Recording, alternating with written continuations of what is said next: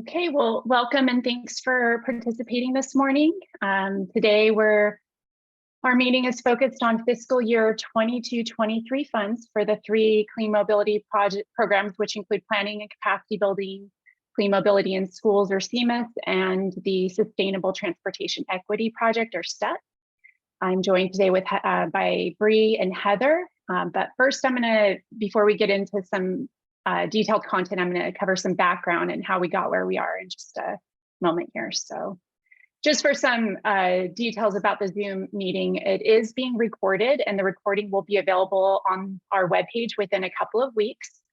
Materials for the meeting are also available on the webpage, and Ashley's has dropped that information into our chat, the link for that. Today, we'll be using the Zoom raise hand function only for questions and comments. If for whatever reason we have any Zoom disruptions, we'll immediately end today's meeting and send out another notice to reschedule. Also, we cannot allow anonymous meeting participants for security reasons, so please make sure your name is clear on the Zoom platform.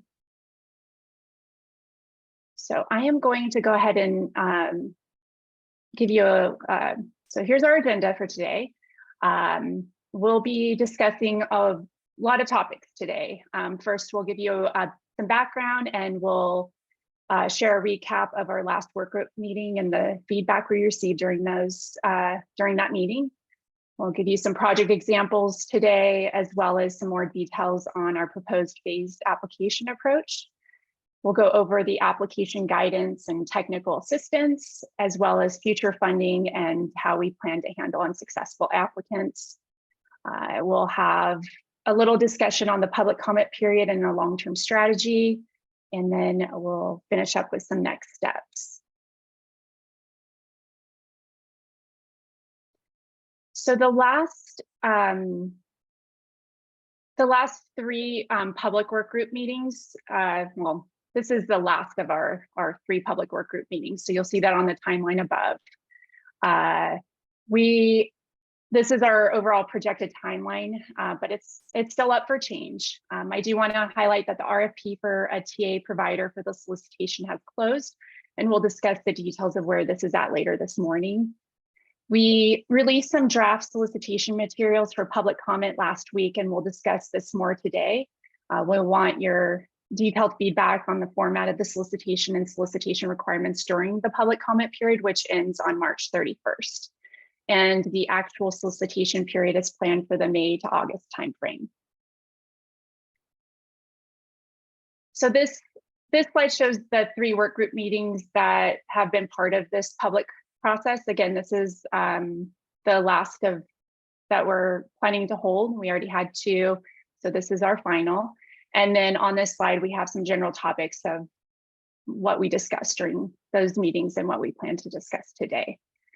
So to get started this morning, we have a couple of polling questions. Launch those polls.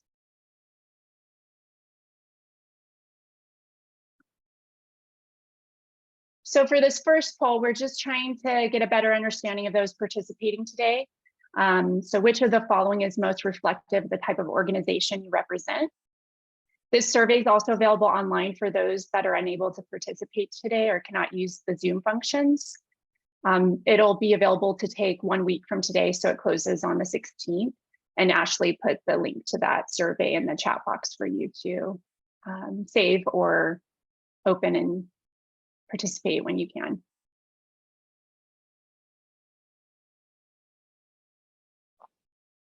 So it looks like we have quite a bit of local and regional governments today. Last time, not quite as many. So I'm going to go ahead and end the poll and share those results with everyone.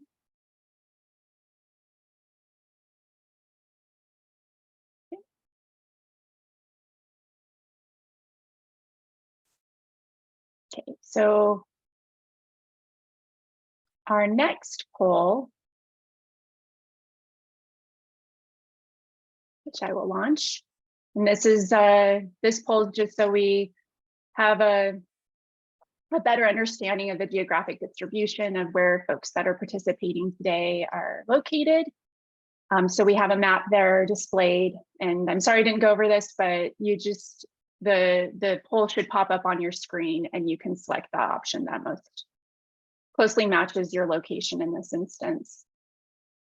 So during work group meeting 2 in January, we had about equal proportion of Southern and Northern representation, and it's kind of looking like today we might have a bit more Southern. We also saw a lot of people with responses that stated statewide. I'm going to go ahead and wait just a couple seconds here for a few more responses before I share the results.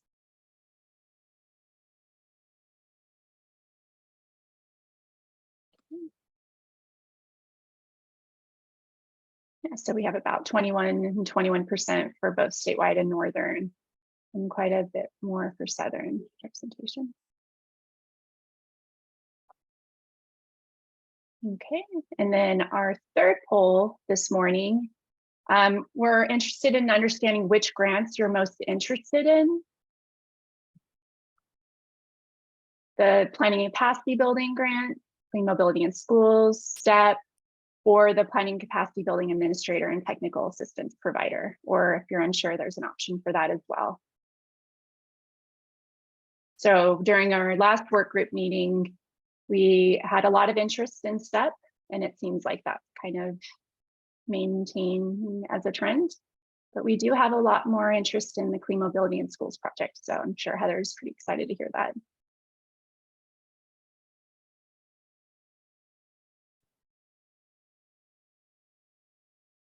Hey, Violet, I just realized while we're working on this poll that I'm sharing an old version of the slides. So if it's all right, I'm going to stop sharing my screen for a second, pull up the most recent version. Everything has been good so far, but there are a few changes later on that I want to make sure we see. Okay, so we'll hang tight on this poll for a second while you get that situated. And then I think in terms of our here, I'm going to go ahead and end it though, and just share the results. So we have a lot more interest in, like I said, Clean Mobility in Schools, and it seems like it's pretty equal with STEP, those that are participating today. Yeah. And then Violet, just to let you know, last meeting, there was twice as many STEP interests. Yeah, that was like our, yeah. So we have. You are, I'm pretty excited about this. Still a lot of interest in planning capacity building, so that's exciting for me. Yes. And then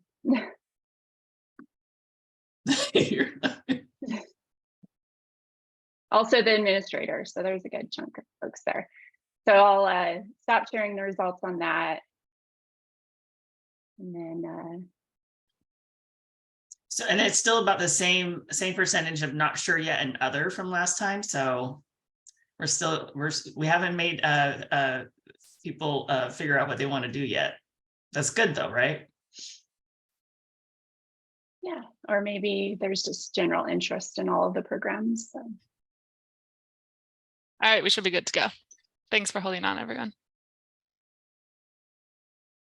Okay, so let me go ahead and talk about some background. So last November, the board approved $55 million for fiscal year 22-23 clean mobility investments, and these dollars are allocated to projects that will provide zero emission and clean mobility options that reflect what the community wants and needs and where the investments are most needed. The $55 million will be allocated to the following programs as indicated in the 4 boxes on this slide, slide 8. $5 million for planning and capacity building, $15 million for clean mobility in schools, $15 million for sustainable transportation equity project. And those are the 3 programs that we'll be focusing on for this working group. And we'll also be coordinating closely and have been coordinating closely with the clean mobility options, which has $20 million allocated. So for today, we're going to be mostly discussing our 2 fiscal year 22-23 solicitations. We've been discussing these 2 solicitations that they would occur around the same time. So the first solicitation is for community-based projects, and this includes $3 million for planning and capacity building. which we are currently proposing be administered by a third party, and then 15 million each for STEP and CMIS, which will be CARB grants. The second solicitation is for a technical assistance provider who will also administer the planning capacity building efforts that I've mentioned a couple of times now. And then based on the last few work groups, we received feedback that the 5 million, of the 5 million, 3 million would go towards those communities implementing their planning efforts. And then the remaining 2 million is going towards administration as well as technical assistance to support all of those community-based projects. So I want to highlight some of the feedback we've heard during the last work group, but we're not going to cover everything that's on these slides. So we've documented in these slides for you to review more closely when you're able to, and the slides will remain up on our website. So for example, we heard both sides of the argument on how to set up the solicitation for the statewide administrator, such as to support a regional approach. So there was no clear solution based on the suggestions we proposed. So we're going to leave it to applicants to propose the regional breakdown. And this seems like a good place to generally recap our general approach to the administrator solicitation. So eligible applicants for this solicitation will include nonprofits, tribal governments, and public entities. Public entities could be institutions of higher education, things like that that are publicly funded. But all of these eligible applicants must be California-based. So of the 2 million total budget for, well, I think it's a 5 million total budget, but 3 million will go towards the planning capacity building grants. And then 2 million would be to administer the projects. And that 2 million will also include providing implementation PA for anywhere between 6 to 22 grantees. And we're highly encouraging the regional technical assistance approach with this solicitation, and that the technical assistance include a support to applicants that were not awarded funding during this cycle. So the next 4 slides are also a recap of what we heard based on feedback during the second work group. So related to priority populations, we heard recommendations to consider alternative eligibility, and we're interested in some of these alternatives, but for the next round, we'll continue to rely on Cal EnviroScreen 4.0 and AB 1550 designated communities for this solicitation. We got really good feedback on how to prioritize other communities, including disadvantaged community, unincorporated communities that face high pollution burden, and we'll look into how we can accomplish this in the future funding plans.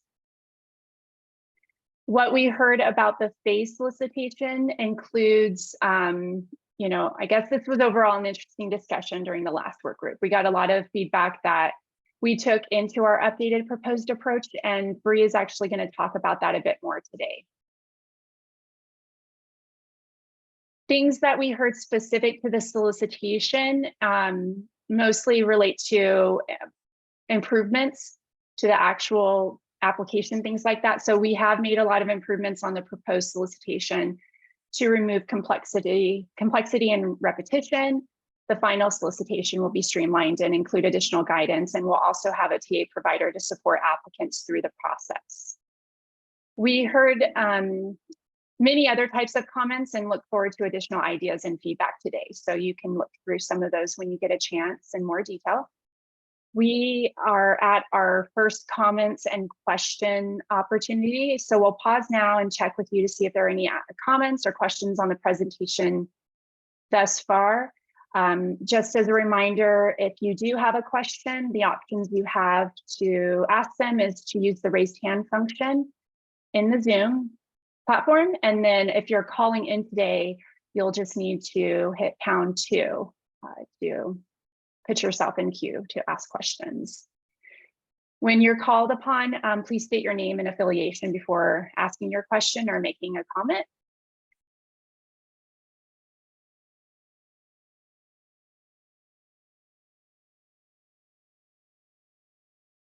And if there are no comments at this point, we can move on to some project examples, but we'll wait just a minute here. I just saw a raised hand from Michael Segala. Oh, yes. Okay, sorry. For some reason, it's not finding it. Oops. Okay, Michael, you should be good to go. Hi, Michael Segala here, Board President Mealcar in the Central Valley, rural car sharing. What is the nature of the capacity building grants? I'm only asking because I just wanted to figure out, is it technical assistance? Is it true capacity building? What are you thinking there? We'll actually cover this a little bit more in the next couple of slides, but generally speaking, we're trying to give planning capacity building funding to communities to sort of build up their community in ways of, assessing needs or assessing some of the community-based organizations' needs so that they can support mobility projects moving forward. It could also be to plan specific mobility projects that were identified previously for a needs assessment. So it is a wide range. It could include outreach. It could include workforce training and development type components. So it's pretty broad, and it's all intended to be very flexible and responsive to specific community needs. So, for them to raise the types of planning and capacity building efforts that they need to support bringing clean mobility into their community long term. Does that answer your question, or did you have any follow-up Sure, to that? and I'll wait till the following slides as well, but thank you so much. Yeah, thank you. Okay, and we also have a question from Matt Zarega. Your line is unmuted. Please state what organization you represent today as well. Matt Zarega from Terra Verde Energy, and we're a consultant. I noticed in your poll that about 10% of the attendees today are consultants. And so I'm interested, and I think probably what those others are interested in as well, and that is anything you can say about for the agencies or schools that might be beneficiaries to these kinds of programs, how they might be able to use their allocations of their funds for guidance from organizations like ours.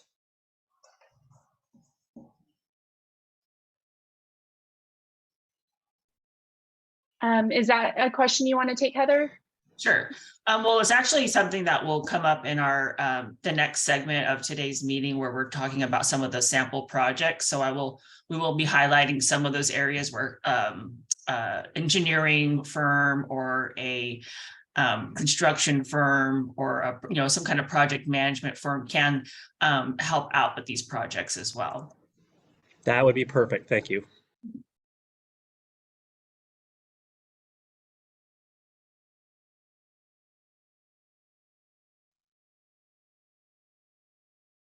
You're on mute, Violet. It looked like you were talking. I was, thank you. Yeah. Okay, we have a question from Hector Castile. You are free to talk.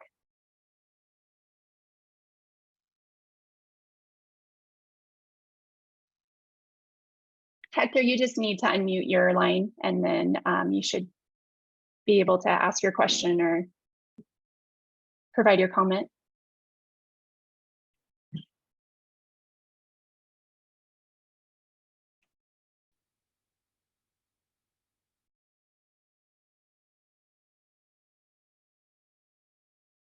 Okay.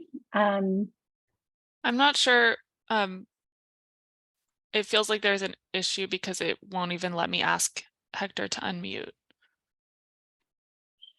I don't know if you guys are experiencing the same thing. Yeah, it didn't work for me. Yeah. there Hello, you go. can you hear me? Yes. Yes. Yeah, my question was, we have a company in disability low-income area. Oh, what's your And- affiliation, Victor? We're trucking, MLI leasing, Thanks. Gardena. So, and we have also logistics. I mean, a trucking company. So, in order to hire from the community, we need to advertise in the community. And then we're always looking for drivers. And a lot of times they don't have the money to go to the schools, so they can get trained. And we have placed some advertising at DMV, but they call us to see if we can help them be trained and all that. We could in the near future, but it costs a lot of money because of insurance and a lot of administrative costs involved. So I was wondering, that the grant works for that, or can you elaborate? Well, I should mention, for starters, eligible applicants will include generally nonprofits and public entities, as well as tribal governments. So that, I mean, it does sound like you might be for profit. I could be mistaken, but I just wanted to make sure that was clear. And if the services or the types of training that you're proposing tie closely to a clean mobility project, then I think that it's potentially fundable, perhaps training to service zero emission vehicles. Yes, and that's a major thing. Yes. yeah, and I mean, I'm not sure how, I guess safe driving and things like that could be a component of that, but I think we would probably want to emphasize the zero emission elements of projects to ensure that they're fundable. And then for planning capacity building, I mean, that doesn't necessarily include infrastructure or vehicles themselves. There could be training, and we'll actually cover some examples specific to training, like workforce training and development, and how that could tie in with some of the things that you're proposing. So if we direct them to one of our local colleges, but there are fees involved, then that means the grant will pay for that directly to the nonprofit, which it happens to be a college. yeah, I think it could be a component. If this is a community-based project and you're generally trying to advocate for more training and getting that community residents sort of in line for all of this technology and prepared for handling both training and driving and those types of needs, then it could be that you don't design a training program, but that you direct residents and provide awareness of what is currently available. And I'm not sure of how we would fund, I suppose the actual curriculum that is they're sent to could be part of this, but again, it has to be like a community project. It can't and sort of align with community needs and things like that. So sort of an element of that. I'm not sure if I'm. Yeah. Yes, no, I get it. We have an appreciate example it. coming up too that I think will help you think about, some of those connections that we would want to see in a project like that, Hector. Okay. Yeah, because we're involved with the colleges in the area. Just wait, I got a slide coming up. Oh, okay. Yeah. So we'll discuss it a bit more, and definitely leveraging existing resources and training opportunities would be very much appreciated. Especially if why recreate the wheel if you have good programs. It's just a matter of getting people into those programs. So we'll, like Heather said, we'll hopefully clarify some of the connections we're hoping to see, and then give you a little bit more food for thought on that front. Thank you. You're welcome. Thank you for your questions, comment. Okay, are there any other questions or comments, or we can go ahead and move on to maybe our example projects? And that would be perfect timing for our agenda too. Says yeah, 10:30. Okay. So moving on to some of these topics for discussion, we wanted to first emphasize the intent of community-based projects. So for planning capacity building projects, these are intended to increase transportation equity by improving local understanding of residents' transportation needs, preparing communities to implement clean transportation and land use projects, and developing a foundation for organizational and community capacity building. So with these goals in mind, Heather's actually going to give some hypothetical project examples, which we developed based on lessons learned and from past projects, and what we're hoping to see come through in the projects communities will propose during the upcoming solicitation. So Heather, let's get started on some examples. Cool stuff. All right, thank you. So first we have 2 planning and capacity building grant examples. The end product or deliverable in this first example is for a community-wide transportation needs assessment. The lead applicant is a community-based organization, and they have their city as a sub-applicant. This CBO and city have several strategies planned to ensure the transportation needs assessment is feasible and is relevant and is desired by the end users in that community.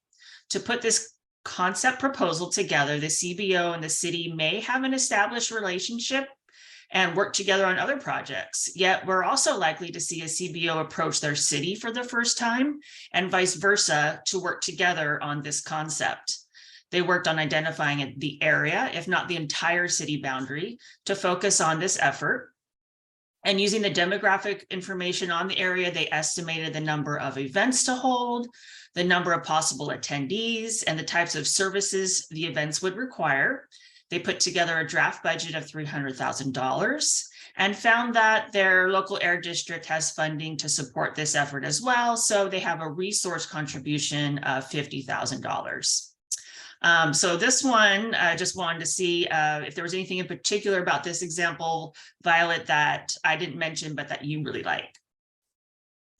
Yeah, thank you, Heather. So in this example, I like that the city is supporting this effort as a sub-applicant.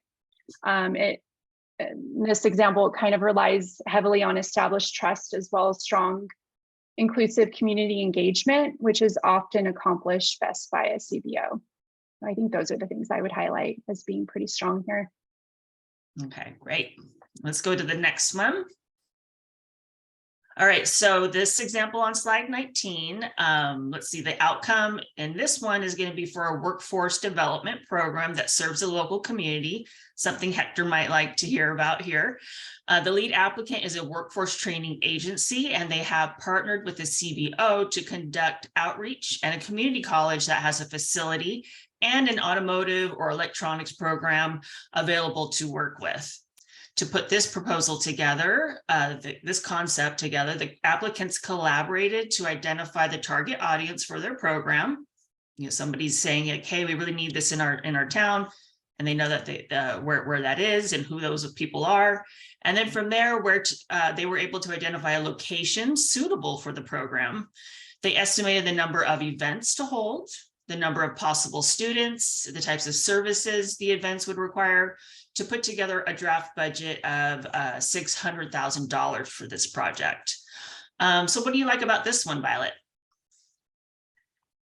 Yeah, I think workforce training and development often gets overlooked, but it's an important factor in preparing communities to be ready to implement clean mobility projects that generally require a new skill set to maintain and support infrastructure and vehicles. So this is a good example because it's a tangible preparation for the community that the community is engaging in.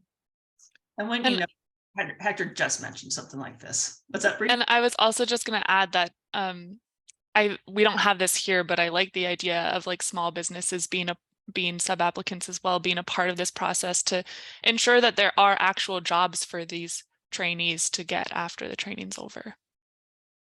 Absolutely. Great point. All right, so let's move on. So those were the planning capacity building, really focused ones that we wanted to provide to you today. This next group of examples are going to be CMIS and STEP. So CMIS and STEP projects are intended to increase transportation equity by addressing community identified needs and increasing access to key destinations. CMIS aims to facilitate bold transformations in transportation and mobility opportunities in and around school communities. Grants provide funding for zero-emission vehicles, charging infrastructure, active and alternative alternative modes of transportation, and more. CEMIS projects aim to increase knowledge and acceptance of zero-emission mobility options for staff, students, parents, and the surrounding communities. STEP aims to address communities' residents' transportation needs, increase access to key destinations, and reduce greenhouse gas emissions by funding planning, clean transportation, and supporting projects. STEP has a focus on reducing vehicle miles traveled, which is necessary to achieve the state's climate goals. So these next examples are hypothetical and based on the goals that I just described. So let's look at our first one. So this first example is a little mix of both CEMIS and STEP project types. This project will support and connect multiple modes of clean transportation that will work together to increase access to key destinations in an urban community. The lead applicant is a local transit agency. They have partnered with a local school district and a bike advocacy CBO to conduct outreach and demonstration events with a budget of $10 million from CARB. And with $2 million in resource contributions from the transit agency via both in-kind operations and transit vouchers or passes to the community. This is a larger project and requires a little more legwork, but the concept phase proposal would likely entail that the applicants work together to identify the targeted area for the project.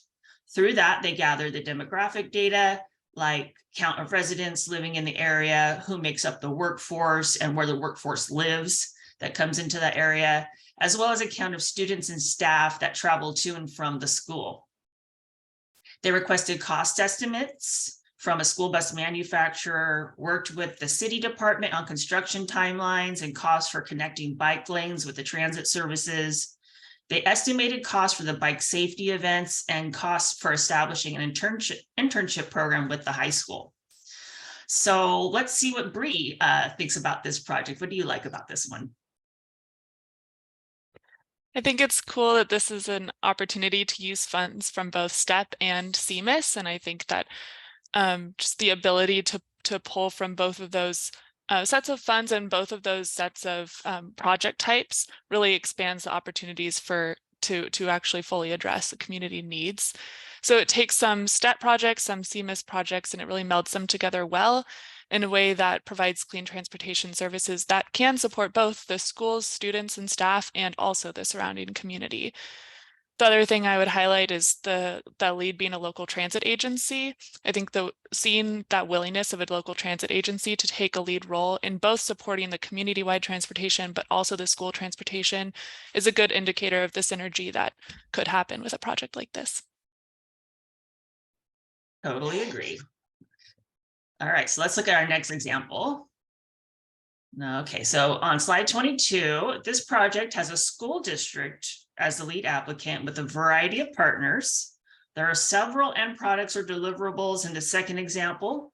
The school district goals with the project are: one, to implement a bicycle lending program and safety demonstrations for students and staff of the school district, to provide quieter and healthier zero-emission equipment and vehicles for the landscape department, and transition their school bus fleet to battery electric school buses with the ability to recharge from the sun and the ability to store the energy for later use by a district. This is a big one. So the budget requested is $7 million from CARB with a $1.5 million from a resource contribution such as utility rebate programs or engineering in-kind services. The applicants work together to identify the local area and current number of residents, students, and staff that work at the school. They requested cost estimates from a school bus manufacturer, landscape equipment vendor, a project management firm, an engineering and design firm, and worked with the utility on construction timelines and costs for connecting the solar arrays and battery energy storage at 2 school sites. They also received cost estimates for the bike safety events and the purchase of bicycles and accessories for the lending library. So this one isn't, again, like a pretty big project, but completely doable. And I want to hear from Bree on this one too. What do you think is so cool about this project? I think the things that I would highlight is in part, the utility provider is included. This project involves a lot of zero emission infrastructure, and having the utility brought on early will help with a lot of necessary activities, permitting, siting, etc. And then I also think the inclusion of the solar installation and battery storage to support the project vehicles is a great idea. And we would anticipate significant greenhouse gas emission reductions from a project like this, and also see a lot of climate resiliency benefits. I know, I totally like this project too. And then our last example, thanks. This last example has a CBO as a lead applicant with a variety of partners again. This project will support and connect multiple modes of clean transportation that will work together to increase access to key destinations in a rural community. This is another large project with multiple elements that need to be coordinated and planned out very well. The applicants work together to identify the local area and current number of residents again. They work together to identify the home-based locations for each program. And they requested cost estimates from a car share service provider, worked with their utility as well as an engineering and design firms on construction timelines and cost for the shuttle service charging stations. So this time I'm gonna see what Violet likes about this project. Yeah, I'm definitely honing in on the community transportation needs assessment. I like that this collection of projects was identified through that type of process. It helps give us a little bit more confidence that the projects we fund are serving the needs and interests of the community residents. I also like that the applicant considered all the different things needed to make these projects successful, such as the broadband infrastructure to support the car share service and outreach and education through the ride and drive events and the ambassador programs, as well as the workforce support through driver and maintenance trainings. And I guess one other thing I'll highlight is maybe this was, a planning effort that we previously funded and is now transitioning to an actual project based on those needs as well. So. Okay, thank you so much. So yeah, I like all these projects. Like Violet had said at the beginning before we got into this section, these are all hypothetical, but they're definitely ones that we liked, and we hope that you guys could see some of those elements that we were trying to highlight and pull out. But now we're able to pause for questions and comments. Is there anything that you guys wanted to ask questions about now that you've heard some of these examples? So we'll open up the lines. I see we have 3 people so far. I'm going to go ahead and allow Erica Romero. Please state your name and affiliation. I've unmuted your line. Hi, good morning. My name is Erica Romero. I'm with Environmental and Energy Consulting.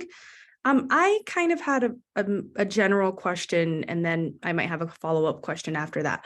Could you maybe explain, because I've been tracking all of these like clean mobility investments at CARB. Could you explain a little bit about how funding for STEP is different than like funding for the Clean Mobility Options Program, and maybe some of the differences in eligibility requirements, if that makes sense? I guess I'm just having a hard time understanding clearly what the differences might be. Between Clean Mobility Options and STEP? Yes. And like STEP. Bree, do you want to? Sure. So the general concept behind STEP is to fund a quite large variety of transportation, clean transportation types, and fund them all in a single community to address community identified needs, and also to try to see some transformative change in the transportation system of that community, because you're funding these multiple different types of transportation that work together. Clean Mobility Options, these STEP tends to fund much larger projects than Clean Mobility Options. Clean Mobility Options is really targeted towards under-resourced applicants who want to fund smaller, typically shared mobility projects. So there's a cap on funding for Clean Mobility Options that STEP doesn't have. So the scale of the project is different. The funding sources are generally very similar. So the funding itself isn't that different, but the program structures are designed to meet different needs.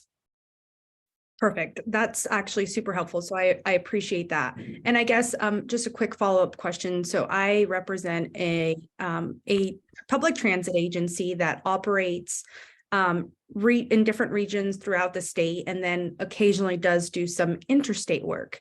And, you know, we were looking into the Clean Mobility Options program for them. And because the transportation needs assessment there was required for every region, it was a bit unfeasible for them. But I am also reading through the guidelines for STEP, and it sounds like there's a limitation there if it's an interstate project as well. Do you have any recommendations as to which program might make sense? Just for a little context, they provide van pools for farm working communities. So definitely working in all kinds of disadvantaged and underserved communities across the state, especially in rural areas. And so that's kind of what limited them from applying to clean mobility options. But now I'm worried that STEP might also be limiting. Yeah. Any on that? Interstate, do you mean like between, like, say, California and Arizona, or are you just saying like a lot of places within California? No, yeah. So yeah, sometimes between California and Arizona, that's an accurate depiction. The vans sometimes are transporting farm workers who have, who work for businesses who maybe have lands in both states, and sometimes are, going that way.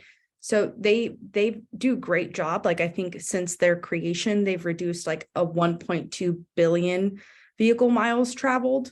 However, they've had challenges in, like converting their fleet into zero emission vehicles and kind of accessing funding for that and infrastructure as well. So I'm just trying to find what program out of these might make the most sense for them to look into. Yeah. I don't think I can give you a like very complete answer right now. My suggestion would be if you email me at step@arb.ca.gov, we can talk offline and I can maybe connect you. If STEP or CMO isn't right, I can try to connect you with a different funding program that might suit the transit agency's needs. Thank you. I appreciate that so much, Bree. All right, thanks, Bree. Let's move now next to Amy Wong. I am allowing you to talk. Hi, good morning. Thank you so much for sharing these examples. My name is Amy Wong. I'm with Active San Gabriel Valley. We are a community-based organization, and we are currently wrapping up a STEP planning grant with the city of South El Monte, and are very excited to look for funds for implementation. And so we are really interested in the implementation grant, and I have a few questions related to that. So to clarify, in all these examples, these were STEP implementation grants and not the planning grants, correct? There was a mixture of both. And then Okay. If you look also at our, I think it's in our draft documents, requirements documents, we have a list of things that are, or project, maybe it was in their first meeting. Sorry, Bria, I forget which document we put these things in, but there's a list of what's applicable to which type of program. And there's a lot of them are from the Planning and Capacity Building Grant Program, are also applicable to the CMIS and STEP projects. So the goal here is to not put us into funnels, but also kind of take those funnels and try and put us all together at the end. So does that make sense? Yes, Great. thank you. And to follow up on that, is the 15 million total for STEP inclusive of both planning and implementation? So, Bree, Violet. Yeah, I can. So, I mean, the 15 million that's dedicated towards STEP could include some planning components or capacity building components. But if the project is specifically a planning or capacity building effort and not tied to, infrastructure and vehicles and actually implementing a project, then that would be the 3 million that we're proposing for the for strictly planning and capacity building type efforts. Yeah, I would add just, Amy, the funding that you received that Active SGC SGV received previously as part of a STEP planning and capacity building grant. We're instead of STEP having both implementation grants and planning and capacity building grants, we're moving the planning and capacity building grants outside of STEP so that it can be more broadly, those types of projects can be more broadly applicable to many different CARB programs, including clean mobility in schools. So we have $3 million for planning and capacity building grants, and that's separate from the $15 million for STEP, which is really where our implementation grant funding lives now. Got it. Thank you so much. That helps clarify. And my last question is, in working with our community and the city, we have identified additional corridors within the city. So would we be able to apply for multiple STEP STEP opportunities, or should we aim to, be concise and put it in one application?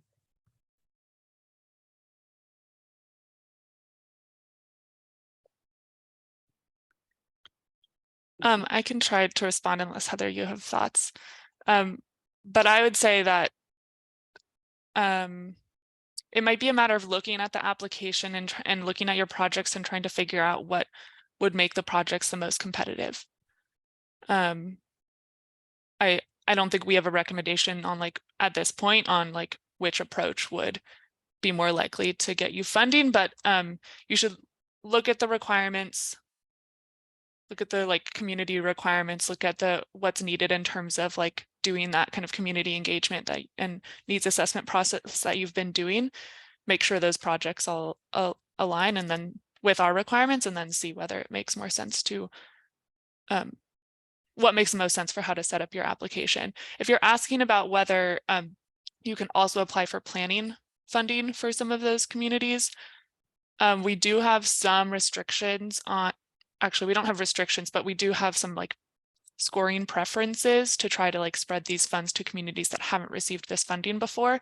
So you should also look at the draft requirements and criteria, or you can talk to your STEP project liaison and figure out where, how your needs can fit within this grant program. Does that make sense? And then Yes. And the only one thing I'd add, just because I'm not sure if this is one of the points you're trying to get across to, Amy, is you can have a proposal where, let's say you're a larger, this project could function statewide, right? But we really want you to select certain areas that are eligible through, the disadvantaged communities and AB 1550. And so you could have a project where you're saying we're going to target this neighborhood and this neighborhood, but with their own needs, but it could also be just under one umbrella grant. Unless Bree would like to argue with me.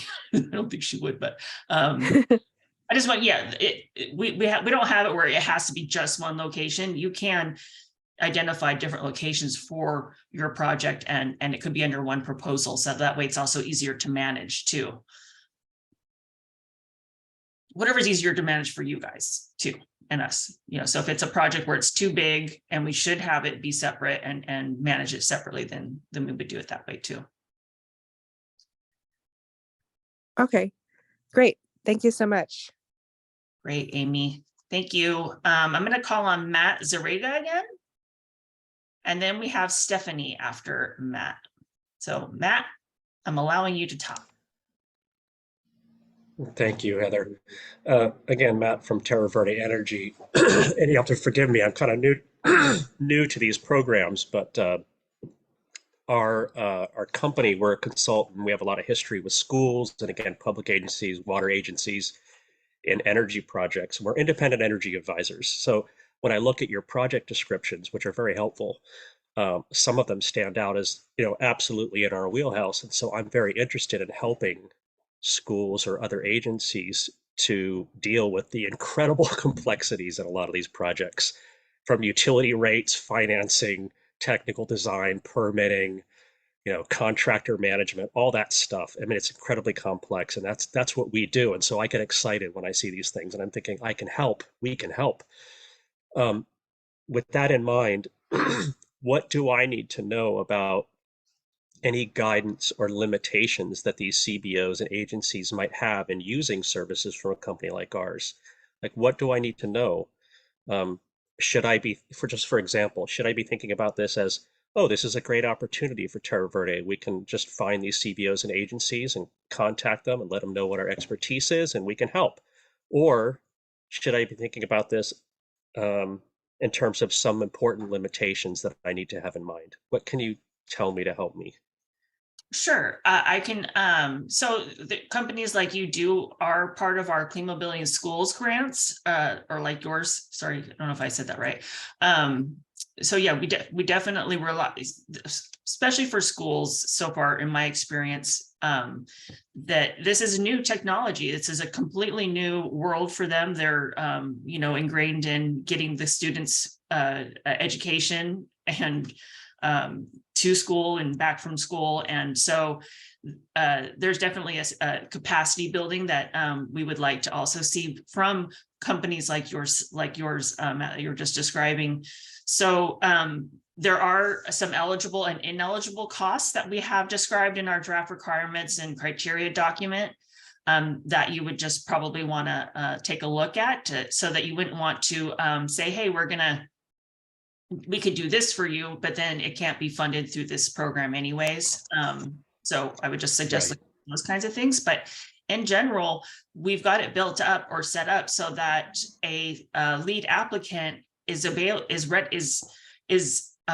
enabled to work with whichever type of entity is going to help them achieve success with their project. So other than that, I can't think of anything that, I mean, we really have been trying to enable this partnership and this support. I don't know if Bree or Violet, if you have anything else you want to add to how, yeah, but. Quick follow-up, if I may. Could you drop something in the chat box that leads me to that eligible, ineligible description? Maybe something that you think is key. Coming on up. Thank you. Yeah, that's awesome. I think Ashley was going to anyways, but I think Shorten did anyways. So, but yeah, that document has some of our draft requirements and criteria and what's eligible, what's not eligible. And throughout it, we you know, if you see that there's any flags or if you see anything that you're like, this is a signal to my company that we can't participate, let us know, because that's something we want to enable and allow. So looking forward to some feedback if there's anything that we didn't do. Thank you for that resource or that reference. I appreciate it. Sure.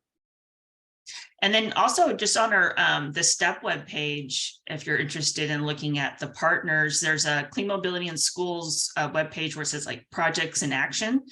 And you can look at the partners on those projects and you'll see some of those consulting type partners. I think we have time for one more question. So it's perfect. We can go to Stephanie and then move on. Thanks, Bree. Hi, everyone. My name is Stephanie Lemke. I'm the CEO of GoKid. We are a mobility solution for schools. We allow families to set up and manage carpools, and we work with schools and school districts.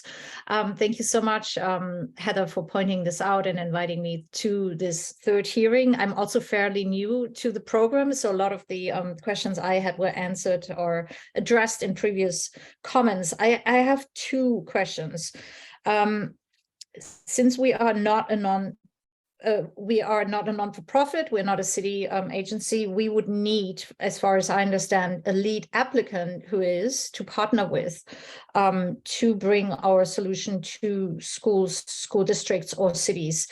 So the first question is there a matching or potentially, could you point us to some schools or school districts that are already applying and considering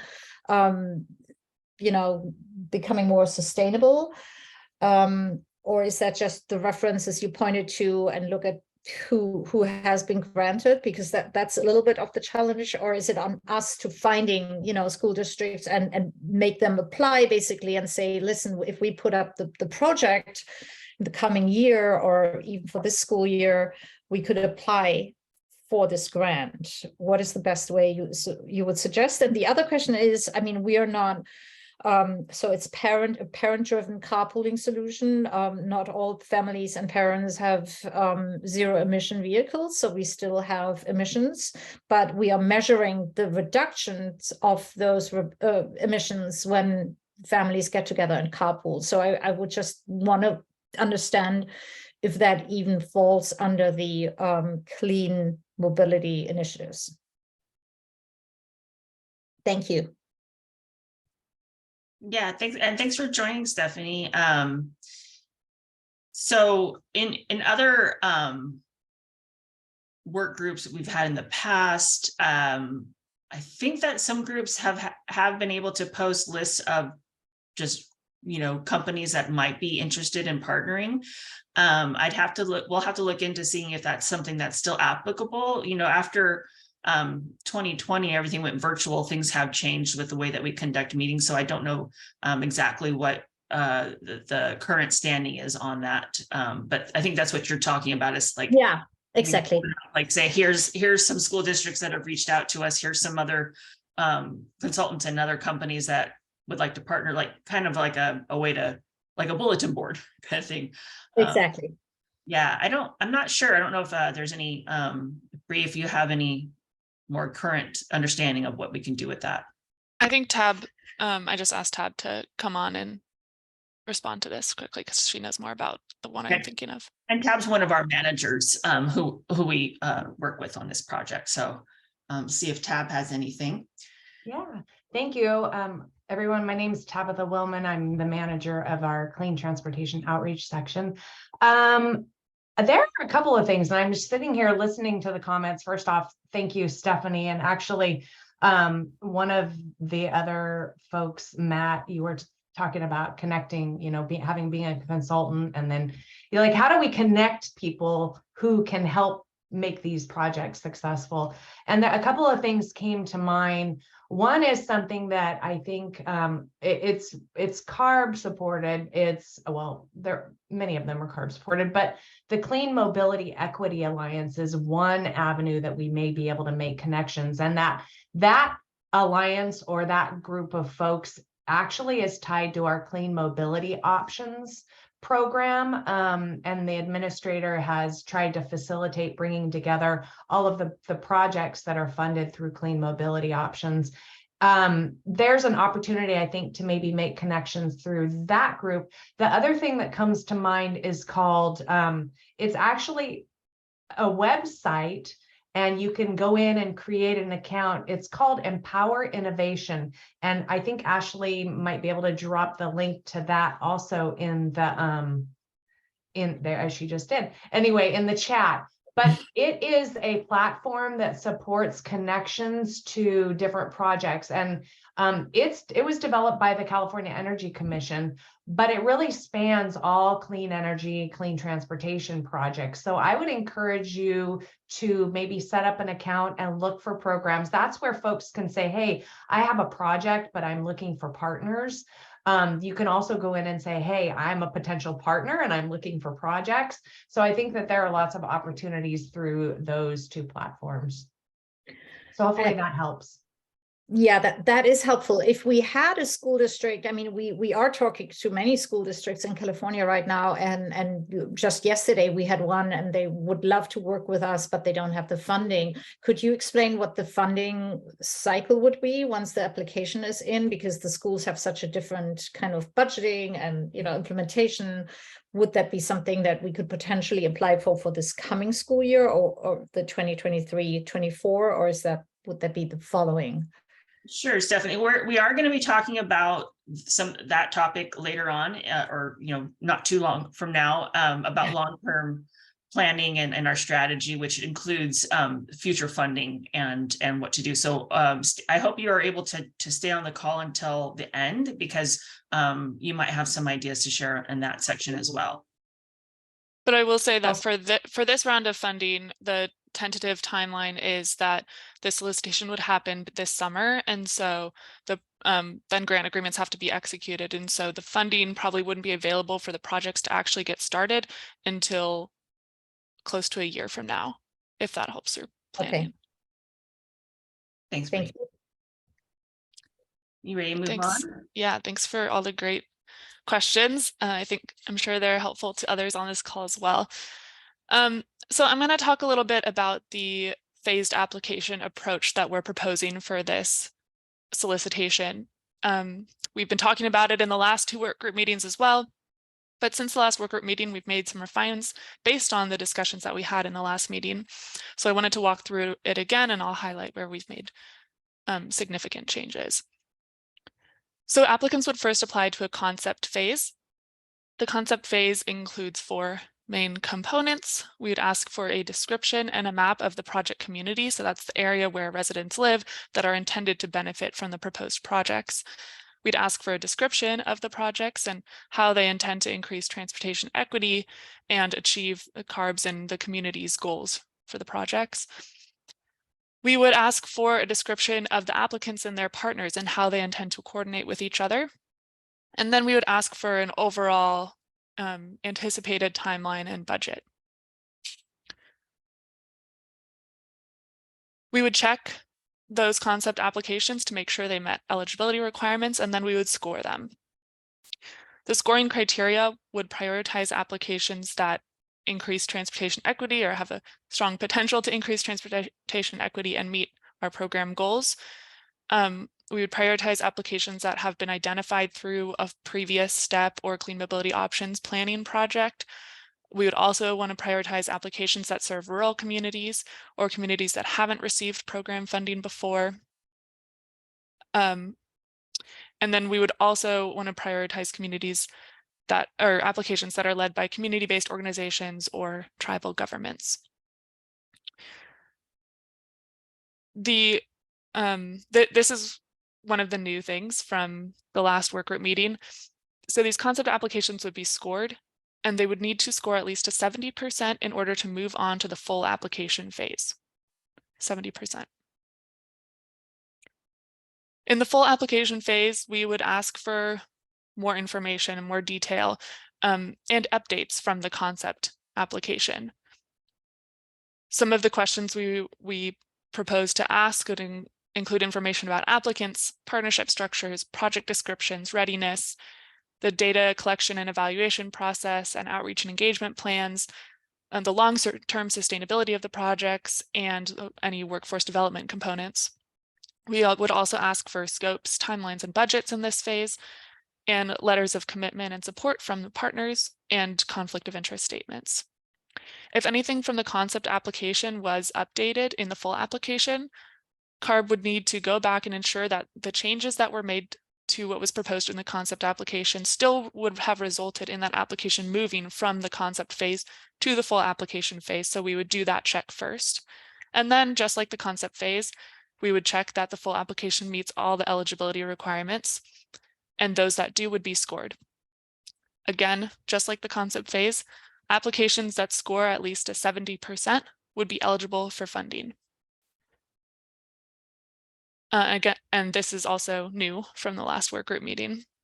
So CARB would fund the highest scoring application first, and then fund down the list until all our funding is used. The planning and capacity building projects would be scored separately from the STEP and the Clean Mobility in Schools projects. So there's those 2 pots of funding. And we would try to maintain an even split between funding for STEP projects and funding for Clean Mobility in Schools projects. So we now have another opportunity for comments and questions. Our questions for you really on this process are, does that concept phase, those 4 items in the concept phase, ask for an appropriate amount of information from CARB for us to be able to determine to score the projects and move them forward? And if not, what would you suggest changing? And then also, is 70% a reasonable threshold to move projects from the concept phase to the full application phase, and then also from the full application phase to actual funding?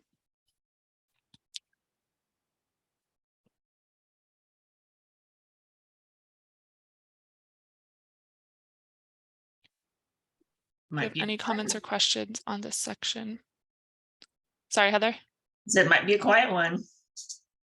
Might be a quiet one. And it's a lot of information.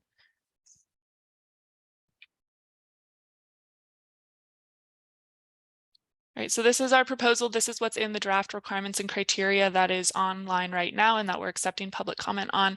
So if you take a look at it and have other comments down the line, we are open to them until March 31st.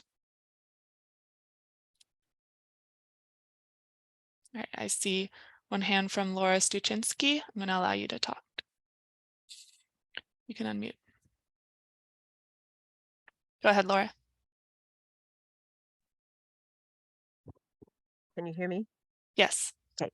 I just wanted to get clarification. You said that to be eligible for the concept phase that you needed to have gone through a STEP planning process or some other planning process.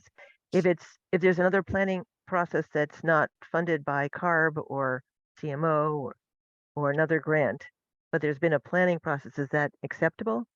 Yes, that's not an eligibility requirement. It's a if you look at our scoring criteria, we will give a few additional points to projects identified in those programs, but it shouldn't be the determining factor on whether your project moves from the concept phase to the full application phase. So yeah, it's definitely eligible. Thank you.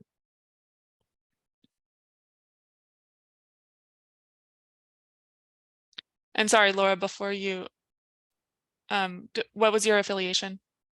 City of San Jose. Okay, thank you. That's where I And was I born. see a hand from, I see a hand from Matt Zarega. I'm going to allow you to talk. Okay, quick one. Again, Matt Zarega, Terra Verde Energy.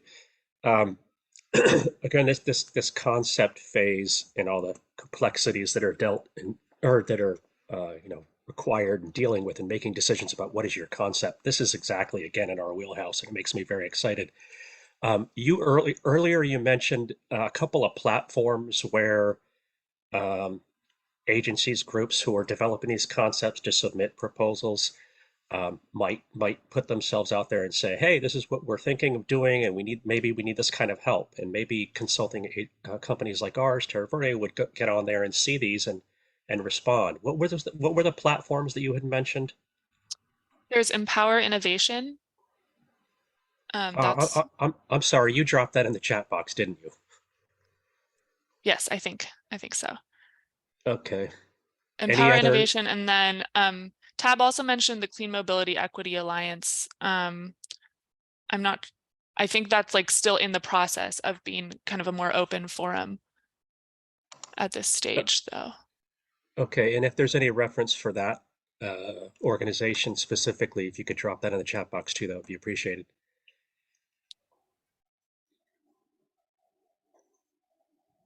Okay.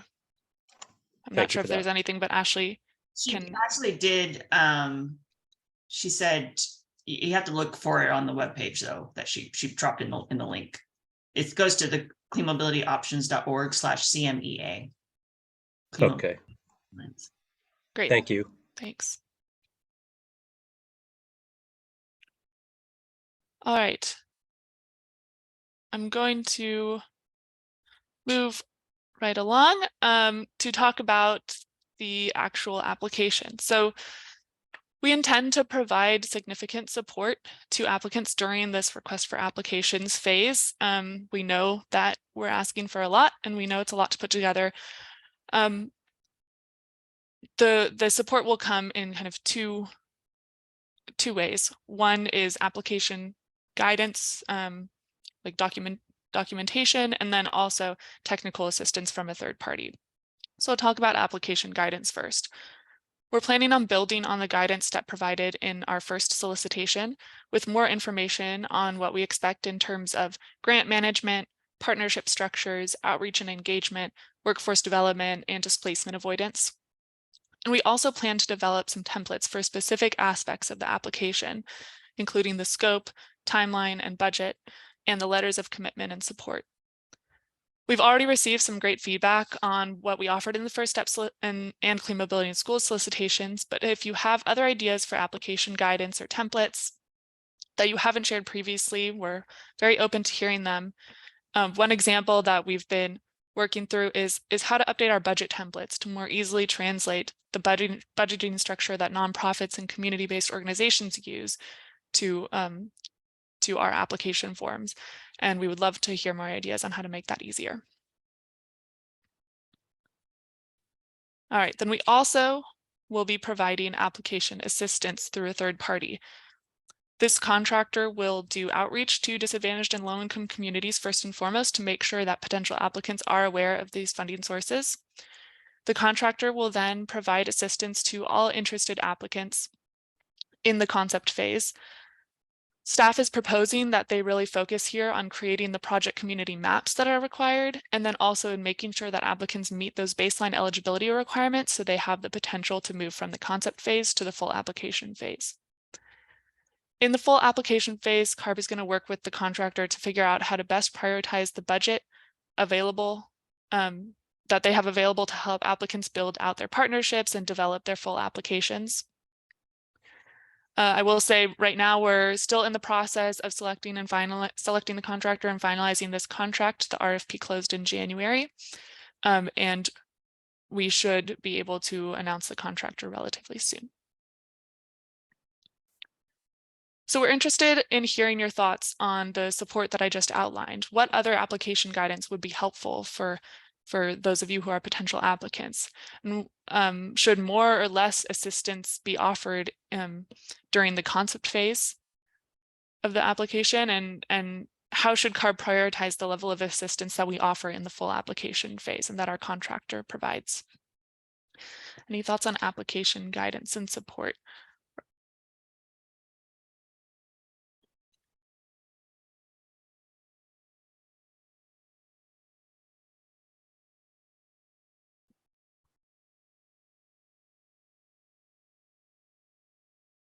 All right, Stephanie Lemke.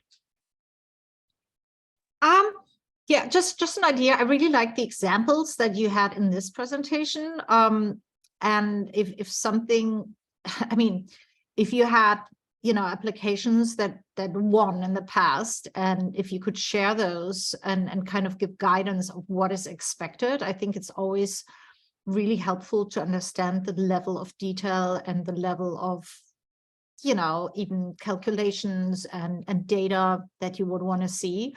So examples of successful past applications, I think, would be very helpful. Interesting. Thank you. Well, also, I don't know, Bree, what do you think? And Violet, is this like some of the information that they could get from the web pages for the projects in action that we also already have? I mean, those are the projects that were awarded and they're actually being implemented. What do you guys think?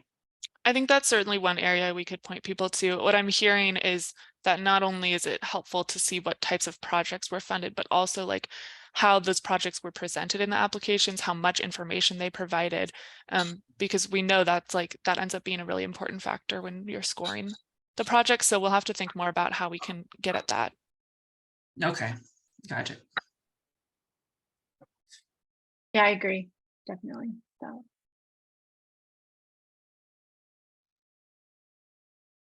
Stephanie, did you have something else you wanted to share?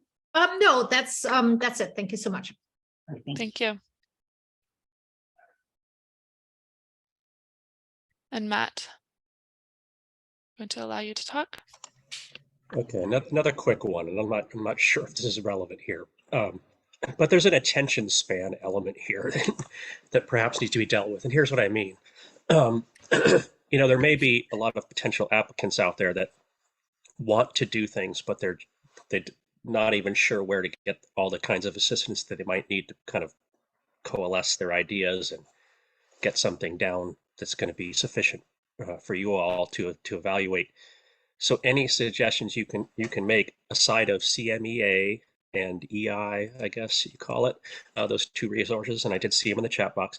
Anything aside of those that you can, any resources or suggestions that you can make about getting people together so that they can create something that's going to be compelling to CARB, and it will be compelling for their communities and the people, would be appreciated, because we want to help.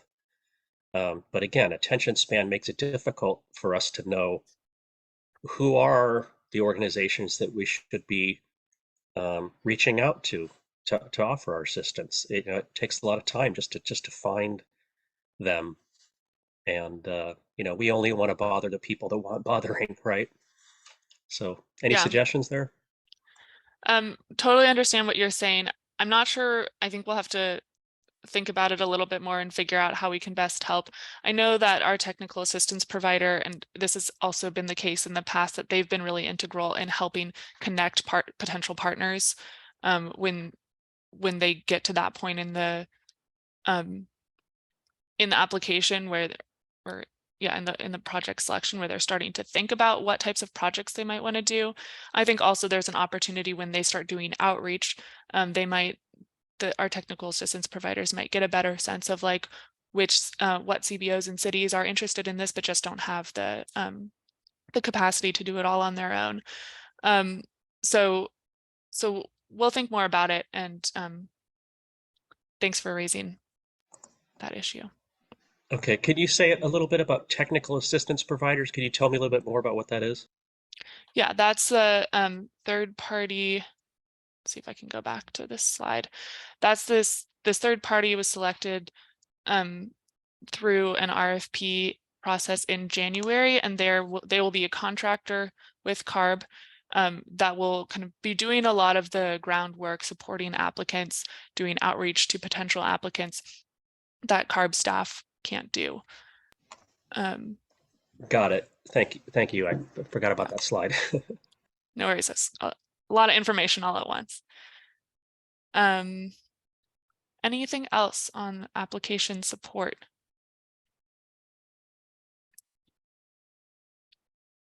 Okay. I'm going to move to this future support for applicants. So we know we have limited funding in this fiscal year for planning and capacity building for CMIS and for STEP. And we anticipate that we won't be able to fund all of the projects that will apply in the solicitation that we would like to fund. So we want to hear your thoughts on other ways that CARBs can support applicants that we didn't end up having the budget to fund with this fiscal year funding. So here are some examples of the types of support that we may be able to provide just to get your brain flowing. We do plan on providing debriefs to each interested applicant on how their application was scored, and what we liked, where we saw areas for potential improvement. We may be able to share other federal, state, and regional funding opportunities that applicants could apply for to try to fund their projects through other avenues. We could ask the technical assistance provider or the planning and capacity building administrator to continue to support applications that weren't awarded funding in this fiscal year to improve their applications for potential future years of funding. So that's again, that technical assistance coming in. We could also try to provide funding for projects in this solicitation with future years of funding. So we could continue to fund down the list of applications from this current solicitation in future years. So we'd like to hear, to my next question, which is a poll. We'd like to hear your thoughts on that last point, what CARB could do with future funding. We know that putting together these applications takes a lot of time and resources, and we want to honor that and effectively use all our resources by funding as many projects from this solicitation as possible. That's why both STEP and Clean Mobility in Schools continued funding down the list of their first solicitations with fiscal year 21-22 funds. However, we also know that not everyone is ready to apply for funding in a particular solicitation, and we want to allow opportunities for new applicants and for past applicants to improve their applications. With that in mind, this question is, how should CARB consider using future years of funding? Should we continue funding projects from this solicitation to reduce applicant workload? Should we open more frequent solicitations to allow new projects to be funded? Should we solicit for more concepts on an annual basis and then either fund those projects or fund projects from the previous solicitations? Or should we really focus on continuing to fund and support existing projects? Or do you have other ideas about what we should do, how we can handle this kind of the need to continue supporting these projects and fund projects in future fiscal years? Going to leave the poll open for a little longer and be quiet so you can concentrate on the question at hand.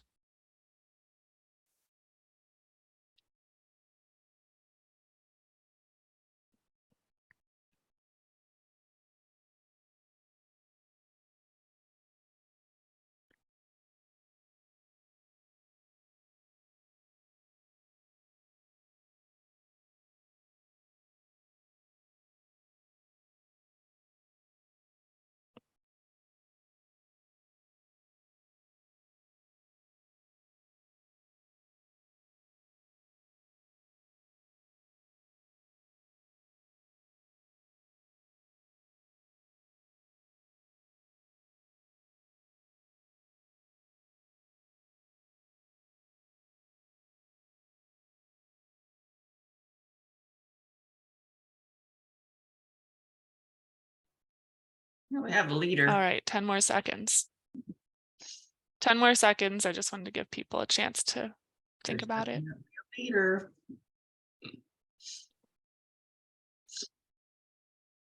Okay, I'm going to end the poll and share the results so you can see them yourself. Thanks for this input. It really helps us figure out how we frame this solicitation and what we think about as we're going into our funding plan for future fiscal years.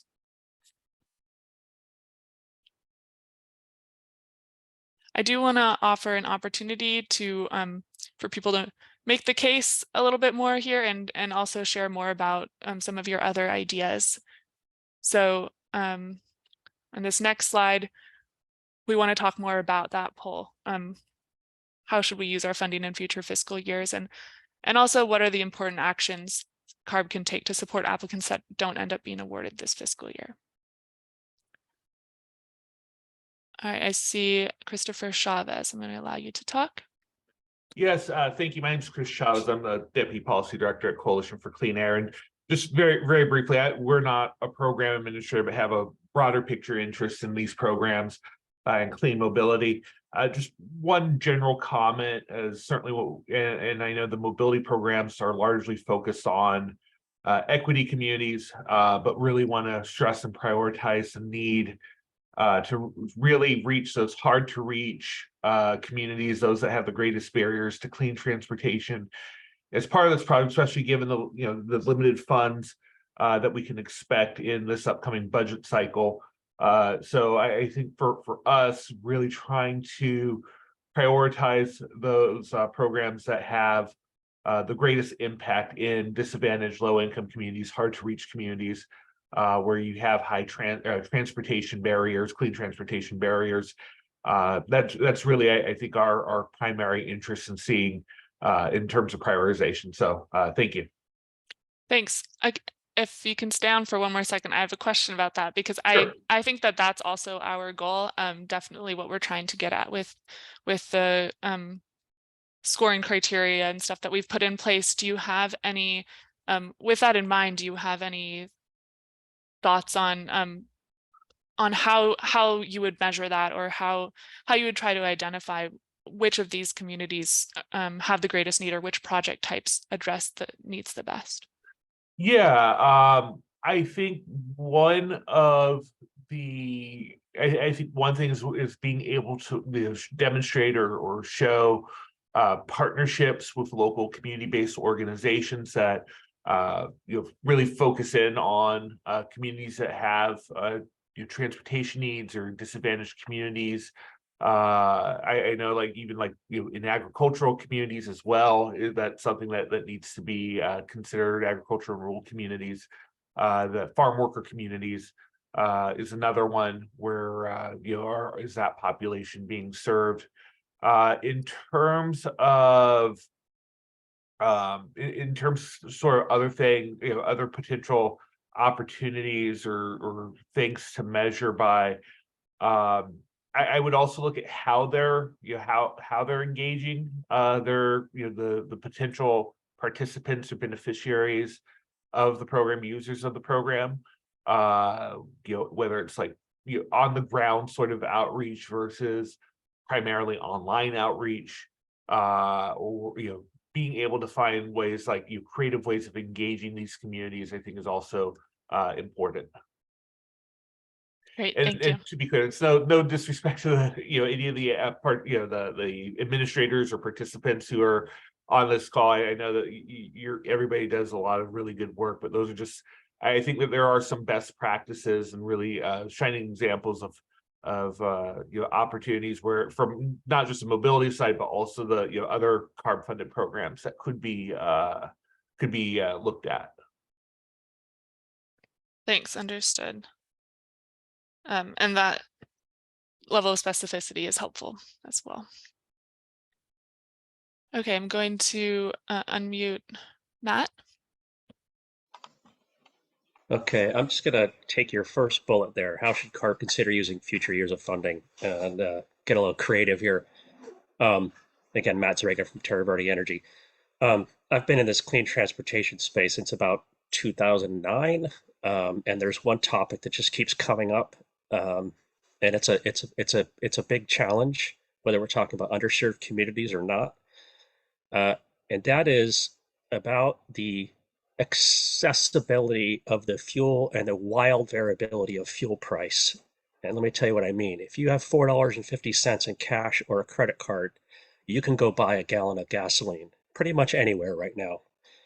And maybe it's $4, maybe it's $5. So there's a known kind of span of variability and known ways of getting to the fuel. $4.50, $5.50, whatever. This is not true in the clean transportation space. Electricity can be free, or it may be many orders of magnitude more than the cost of gasoline or diesel. It's wildly variable, and I might need a membership or not. I might be able to use a credit card or not. I can almost never use cash. So I would suggest, in answer to your first bullet, how should CARB use future funding, is some of it ought to be dedicated to anyone that can help solve this issue of accessibility to the fuel, easy accessibility in any community, right? If in a community, if I don't need a cell phone or a smartphone to access fuel, that's a good thing, right? If I can use the cash in my pocket, that's good. If anyone can claim to narrow this wild variability in fuel price, I would suggest that CARB dedicate some dollars to that. Thanks. We like creativity. Appreciate that idea. Yeah, and that's also just to add to that Matt, is that it's not it's something that we are working on with other agencies too, and something that in the legislature too. I think I just heard them talking a little bit about that in a budget hearing yesterday. So we're not alone. And I appreciate you saying that, Heather, because clearly I realize that what I'm suggesting has to do with far more than CARB. So I appreciate you saying that. Yeah, but I just wanted to let you know that we're tuning in, and we're trying to figure out how to make it easier in all those ways too. Chris, did you have another comment or question? I guess I should unmute you and see if you did. So I see your hand still raised. Sorry, that's the old hand. Okay, just making sure. What about others? Other ideas for how CARB should be using our funds in future fiscal years? How do we make sure that these Yeah, because we had 5 people polling other, and they selected other. So any one of those 5 people might want to let and us you can might be. You can give an idea. You can also say why you didn't like the options that were listed there. I think that is also helpful. And I just want to remind those that are on the phone, you can raise your hand by selecting the #2 on your keypad. So you can weigh in as well if you have some feedback or comments. I see Cheryl Crozier. There you go. Yeah, hi, my name is Cheryl Crozier, and I'm with the Sacramento and 50 Corridor Transportation Management Associations in the Sacramento region. I selected other in addition to the option of, soliciting the concepts each year and either funding existing projects or funding new ones. I think that's a great idea. But the other option that I had was, I think in this space generally of clean mobility, transportation planning more broadly, working in disadvantaged or equity communities, there's not really a safe space to talk about failures and what hasn't worked, whether in terms of engaging communities or just implementing a new solution or an innovative solution effectively, like when things don't work out as planned or as proposed.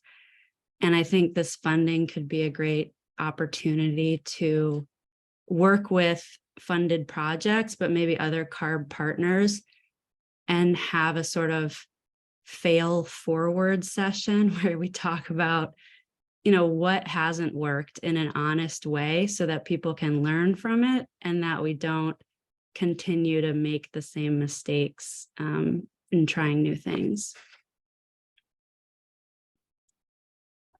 That's a good point to raise it. Really appreciate that one, Cheryl. Totally.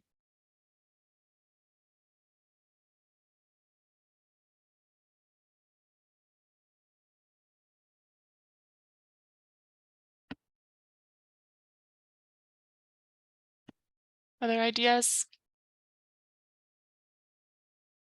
Ready to move on. All right, we'll move on. We are always open to your feedback, and Heather's going to talk about that some more now. I know. All right, so we are almost to the end of this presentation. Thank you so much for sticking it out with us so far this morning. And we definitely will be hopefully ending with plenty of time for you to get lunch before noon.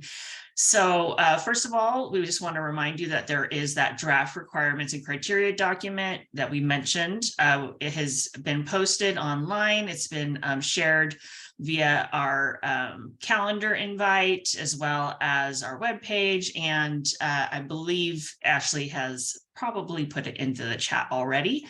So just want to let you guys know that it is available. Your comments are being recorded today as well. And then also we have a variety of ways you can give us feedback on the draft requirements and criteria document. One of them in writing would be to email step@arb.ca.gov, or you can also let us know what you think via the online survey. As you read this document, I can't remember how many pages it is, maybe 35 pages. Bree will probably remind me. But as you read it, there are a few questions that Bree, Violet, and I would like to pose to you to think about. And so some of them are the eligibility requirements. Are they feasible? Are we, asking for, correct applicant types, partnership structures? And then also what characteristics would help indicate that the proposed projects can sustain themselves in the long term? What approaches for sustaining service would you suggest? And what other funding programs, state, local, or private, were easy to apply to, and why? So with these questions, we're trying to really understand, we're always trying to do better with your feedback. And then we also want to know, how did we do?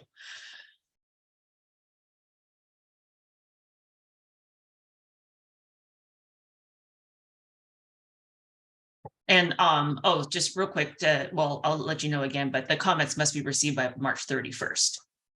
And so now on our long-term strategy is to support more and consistent funding for clean mobility projects, to evaluate planning and capacity building, CMIS and STEP joint solicitation and other mobility investments. We want to incorporate lessons learned in future years. And we want to begin to develop the fiscal year funding plan with stakeholders for 23-24, and be able to assess further needs and strategies to align and combine our programs. So in one of the earlier slides on the background, we were talking about clean mobility options, and which a couple people have brought up that program as well today, but we are continuing to work with that program and to align and combine our eligibility and criteria requirements.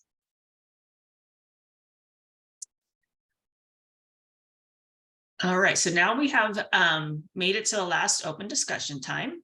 I think we have at least 20 good minutes to hear just general feedback. If anything was not addressed and you really still have questions, now's the great time to go over those questions that you might have.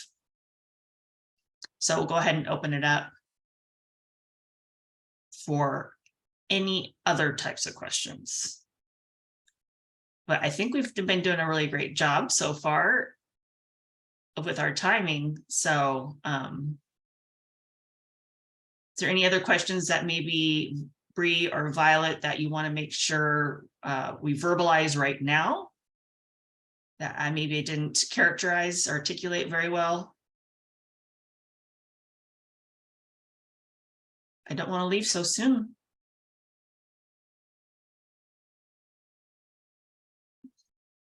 Yay. Matt's back. All right, Matt. I'm going to allow you to talk again. I waited to see if others were going to raise their hand. I didn't want to talk again, but Matt Zarega, Terra Verde Energy. I do want to emphasize again that in this electric transportation space, particularly for anything that relates to light duty transportation, you know, the stuff that you and I drive, not high speed rail or medium and heavy duty, which is a whole other area of challenge. But in this light duty space, I really do think that anything CARB can do by itself or in conjunction with other agencies, the CPUC in particular, about consistent, predictable, easy access to electric fuel and consistency in pricing. Anything that can be done in that area is going to be enormously helpful because it's confusing for users today. It's problematic, and it's so fundamental. It needs focus from regulators, policymakers. So I just really wanted to emphasize that. And then the second point, and I'm hugely biased because of what Terra Verde Energy does, that we're technical financial experts, and a lot of the people who might apply for programs like the ones you're talking about today don't necessarily have that technical expertise. And so these programs can be intimidating. They look like opportunities, gets people excited, but they don't have that expertise. And so anything at all that you can do to help bring these parties together, again, is also going to be very helpful. And you did mention some suggestions today, so I appreciate that. No problem. Thanks for your participation today, Matt. And then, well, I'll talk about it later, but there's other meetings that on our calendars that you might be interested in. So welcome to the CARB world of our working group meetings. Let's see, we also have Laura Styczynski. I'm going to allow you to talk. Thanks. I had a comment regarding the requirement that you have to have the community transportation needs assessment as to justify the projects, and specifically the CMO's methodology for doing that. And I totally support and think it's great that the state is now requiring justification for projects and making sure that proposers are proposing projects that are supported by the community. But the methodology proposed by CMO is pretty strict. It requires a survey to start the process, and to doing surveys at a random sample in a disadvantaged neighborhood is very hard to do. We used Promotores most recently to try to get more feedback from our disadvantaged communities, and we did get really rich information from that community, but it wasn't a random sample. We wound up oversampling more disadvantaged neighborhoods, communities. So I think it's great that you are requiring a needs assessment, but if you could be more flexible about how we get that information so that we get solid information, but we're not locked into doing surveys. This is difficult generally these days, but doing it in these populations that way is very hard. If we could do purposive surveys where we're surveying community leaders and also complementing it with the interviews and other meetings, and we're giving a sense that we're now meeting we're reflecting the census demographics, then we can try to justify that we're getting information that really represents the community. But a survey that's not a random sample is not a great way to start building that. It's not good data that we're making decisions on. And Laura, can you tell us what your affiliation is? I didn't catch that in the beginning, or if you, I don't know. Oh, sorry, it was City of San Jose. Well, you're right, City of San Jose. I have heard. Yeah. Okay, thank you. Thanks for your comments. I'm gonna. Yeah, go ahead, Bree. I think Ava wanted to respond too. Oh, okay, yeah. Yeah, I just want to say. I just want to say thank you. Was it Laura, I think, for your comment. And I just wanted to add that we do recognize the need for flexibility in survey and our data analysis and the data sources and questions that we do require as part of the needs assessment methodology. And we allow that organization work with the administrator team to figure out what would be the best way for them to do that, to document that community engagement activities that we require. But again, thanks for your comment. Thank you. All right, and let's see, anybody else would like to raise their hands? We have I'll wait, I don't know, 15 seconds. I can sing the ABCs and then it'll be done. Bree says, no, do that, Heather.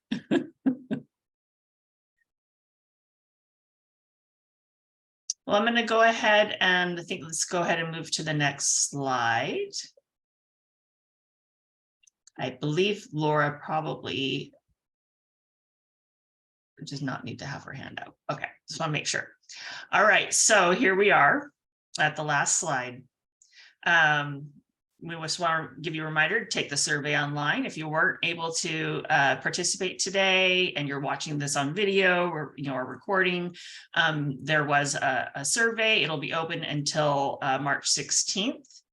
And we also want to remind you that the public comment period ends on March 31st. Please take a look at that document. I think, like I said, it's about 35 pages just to read through. I'd like to hear your comments on that before we finalize the documents and officially post them. The notes and recording from today's Zoom meeting will be posted to our website by March 21st. So you will still have about 10 days to review today's meeting and comments before the end of our public comment period.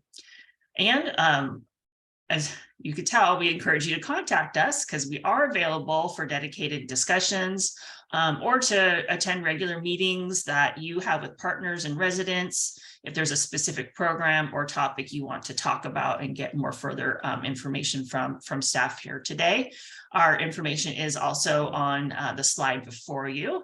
So there's Bree, Violet, and Heather. That's us. And then we also have a link to subscribe to our email newsletter, which also will entail other meetings in that same subject matter for clean and sustainable mobility options.